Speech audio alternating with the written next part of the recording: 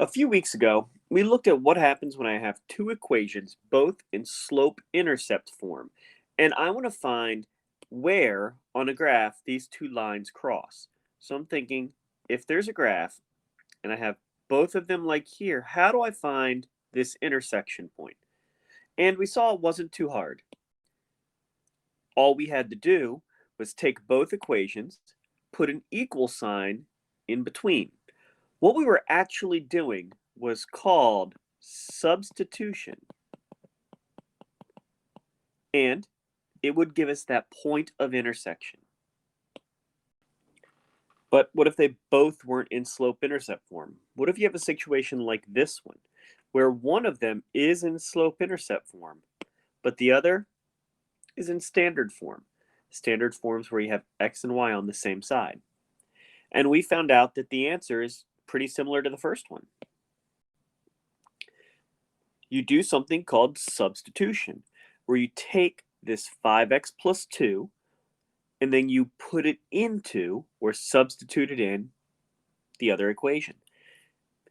Once you do that, you end up with this right here, and solving it out, and can find out what x equals.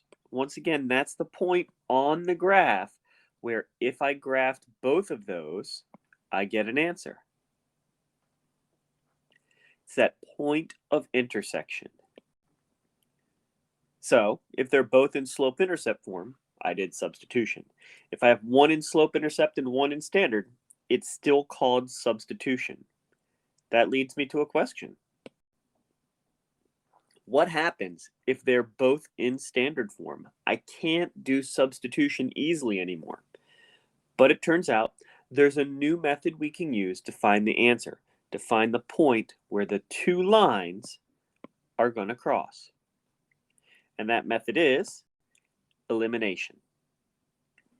You'll notice I've taken both equations and I've written them one over top the other. That's going to be my first step in elimination.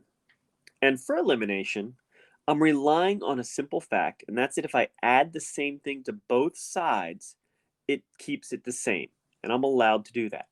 For example, look over at this very simple problem from elementary school. 3 plus 5 equals 8.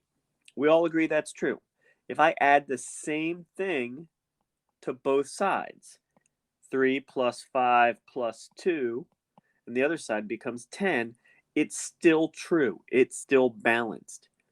I'm going to do a variation of that on this problem. So if I look at it, I have 2x plus y equals 8, and I have 3x minus y equals 7. Well, on the right side, I'm going to add 8 and 7, and I get 15. Now, the left sides are the same. They're equal to the right side. So just how I combine the right side at equal sign, I can combine the left. 2x plus 3x combines to make 5x. But look what happens to the y's. Plus y and minus y cancel out. They go away. So I'm left with a very simple equation of 5x equals 15. Divide by 5. X is equal to 3. That's the first part of this. I have to plug this back in to find out the y number. So it's going to be 2x plus y equals 8. I could plug it into either equation. I just chose this one. But now this x is a 3. So 2 times 3 is 6 plus y equals 8. So y must be 2. These two lines cross at the point 3, 2. This is elimination, and this is the easiest setup. Let's look at a couple other ones. Now, when I have a problem and they're both in standard form, I know I'm going to have to use elimination. First thing I do is I look at both sides and just see if I combine it, is something going to go away? And it looks like on the left side, those x's will cancel out. So let's combine them. 2x and minus 2x does go away. 2y and 3y makes 5y. And on the other side, on the right side of the equal sign, 6 plus 4 combines to be 10. Y is going to be equal to 2. I need to know the x number, so I'm going to pick one of my two equations. I'll pick the top one. Once again, it doesn't matter. I'm going to take this 2 and plug it in where the y is. 2x plus 2 times 2 is going to be 4 equals 6. Minus 4 from both sides. 2x equals 2. X is equal to 1. So on a graph, these two lines cross at a point 1, 2. That's the solution to both of them. Whenever I have an elimination problem and they're set up so when they combine something goes away, it makes life very simple, quick to find an answer. But look at this problem.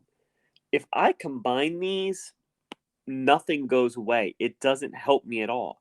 I mean, I'd have 7x plus 3y equals 20. And that seems pointless. This is where elimination gets a little more difficult. What I have to think to myself is, can I do anything to one of these equations so that they will cancel out when I combine it? For example, I'm going to leave this top equation to be exactly the same. I'm going to leave it to be 3x plus 2y equals 10. And now let's look at the x's. If I have 3x and 4x, there's nothing really simple I can do to 4x to cancel out the 3x. So that's not going to do it. Now let's look at the y's. And if I look at the y's, is there anything simple I can do to the 1y to cancel out the 2y? And that's a little better. I could times it by negative 2. But if I times it by negative 2, I have to times the whole equation. So let's times that whole equation by negative 2 and just see what happens. 4x times negative 2 is negative 8x. And then 1y times negative 2 is negative 2y. And then 10 times negative 2 is negative 20. And see what happens when I combine now. 3x minus 8x is negative 5x. But this works out perfectly. They cancel out. 10 minus 20 is negative 10. X is still 2. If I plugged it back in, 3 times 2 is 6 plus 2y is equal to 10, and I'd eventually find y is also 2. I can take an elimination problem, and I can manipulate one of the equations by multiplying it to try to cancel out part of that equation to get rid of one variable. Let's try a couple on our own. I've set up this left equation so something will automatically cancel out when you combine it. I would like you to try it on your own paper, pause the video while you work, and then unpause it when you're ready to check your answer. All right, so if you've done it, it looks like on the left side, it's going to be 6x. The y's cancel out. And over here, I get 12.